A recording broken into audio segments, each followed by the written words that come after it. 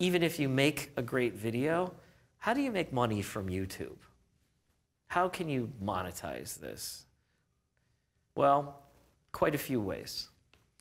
Royalties and advertising share with Content ID, partner ad revenue share, music sales, merchandise, and going direct to sponsors. Don't worry, we're going to dig into each one of these 5 things. They're so big that they're well worth our time to go into, especially number 1. So let's skip to the next one. Content ID. Busy slide, but this is a rather dense area here.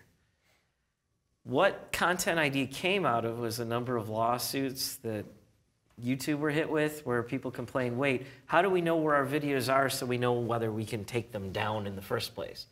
YouTube in the court was like, well, we have a DMCA, you can take down any video. They're like, well, what about private videos where people don't share it? We can't even find it in the search. So they finally came up with a technology that allows you to upload the audio and upload the video, take a fingerprint of that, digital fingerprint of that, and say, wait a minute, I recognize that, that's over here. I recognize this bit of video, that's over here. And the audio, all these different parts of it. It's definitely had some detractors to it, and the technology sometimes picks things up that aren't or are. You can contest it if you get a takedown notice, if you've heard of these things happening. Let's talk about Content ID, not from the point of view of other content owners that might try to take your stuff down, but you as a content owner, because you now have copyright. Considering that, you can make money off views, you can block uses, limit uses, track statistics, get advertising income. All these things are available to you.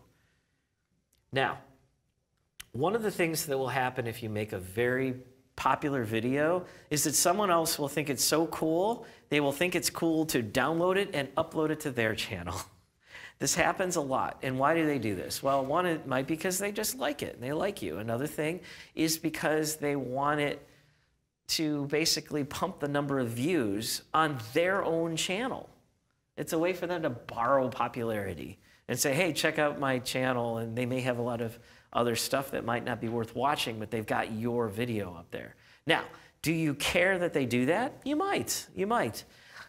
Certainly, labels were contractually obligated to do takedowns on this kind of thing. Their hands are tied. They're not supposed to allow it to happen. Well, you have a choice. You can actually have a share of the advertising income that's generated by it, and even if their channel is not generating any advertising income, you can actually turn that on their channel and say, no, I want, if you're going to have my video, you're going to give me some income for having it up there. You can also have it taken down or block it for certain countries, or just track statistics on it if you want to know how often it's played.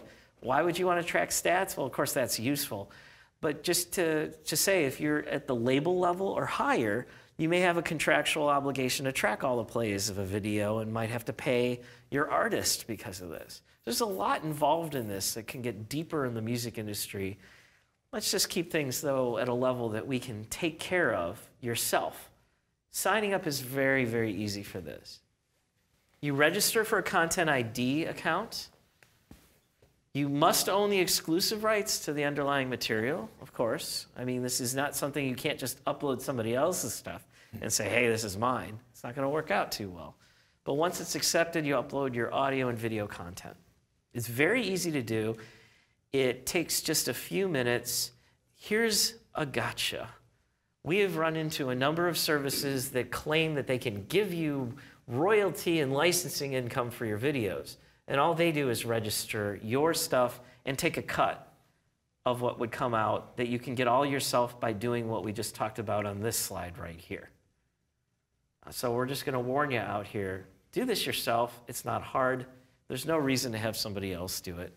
We have not seen a compelling reason to use others necessarily, unless you have an awful large catalog and you want to use a service to do broader than YouTube and they have bigger services. They exist out there, and there's actually ones with very broad sets of licensing and royalty options.